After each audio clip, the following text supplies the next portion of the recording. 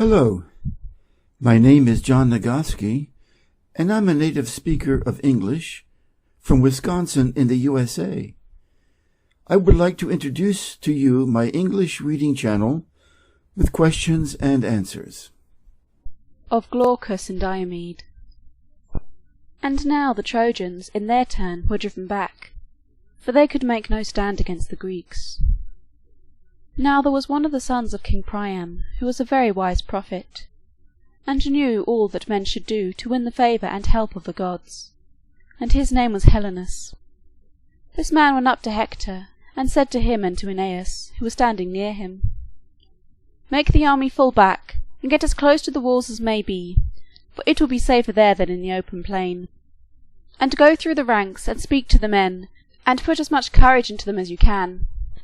And when you have done this, do you, Hector, go into the city, and tell your mother to gather together the daughters of Troy, and go with them to the temple of Athena, taking with her the most precious robe that she has.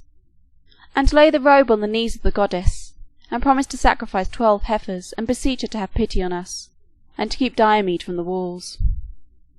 Never did I see so fierce a man. Even Achilles himself was not so terrible as he is. So dreadful is he, and so fierce. Go, and come back as soon as you can, and we will do what we can to bear up against the Greeks while you are away." So Hector went through the ranks, bidding the men be of good courage, and when he had done this he went into the city. And now the Trojans had a little rest. The way in which this happened shall now be told. Sarpedon and Lycian had a cousin, Glaucus by name. The two were sons of brothers. This Glaucus, being one of the bravest of men, went in front of the Trojan line to meet Diomed.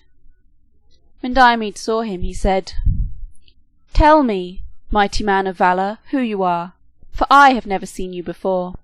For this is a bold thing that you have done, to come out in front of your comrades, and to stand against me. Truly those men whose children come in my way in battle are unlucky. Tell me who you are, for if you are a god from heaven, then I will not fight with you. Already today I have done enough fighting with them, for it is an unlucky thing to do. King Lycurgus, in the land of Thrace, fought with a god, and it was a bad thing for him that he did so, for he did not live long. He drove Bacchus, the god of wine, into the sea, but the other gods were angry with him for this cause, and Zeus made him blind, and he perished miserably. But if you are no god, but a mortal man, then draw near, that I may kill you with my spear."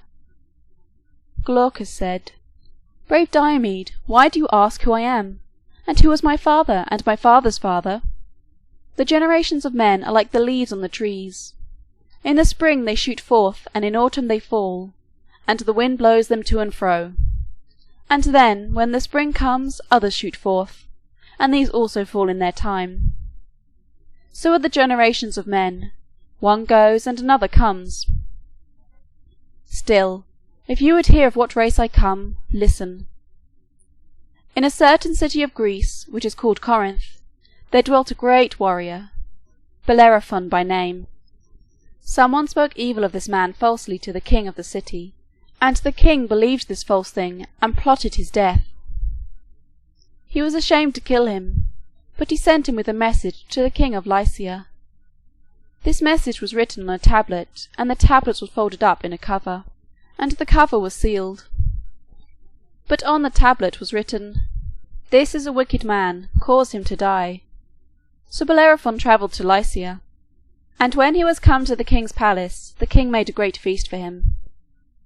For 9 days did the feast last, and every day an ox was killed and eaten. On the morning of the 10th day the king said, "Let me see the message which you have brought." And when he had read it, he thought how he might cause the man to die. First he sent him to conquer a great monster that there was in that country, called the Chimera. Many men tried to conquer it, but it had killed them all. It had the head of a lion, and its middle parts were those of a goat, and it had the tail of a serpent, and it breathed out flames of fire. This monster he killed, the gods helping him.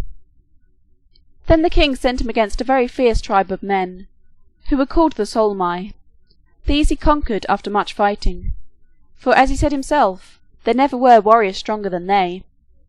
After this he fought the Amazons, who were women fighting with the arms of men, and these also he conquered. And when he was coming back from fighting the Amazons, the king set an ambush against him, choosing for it the bravest men in the whole land of Lycia. But Bellerophon killed them all, and came back safe to the king's palace. When the king saw this, he said to himself, "The gods love this man, he cannot be wicked." So he asked him about himself, and Bellerophon told him the whole truth. Then the king divided his kingdom with him, and gave him his daughter to wife.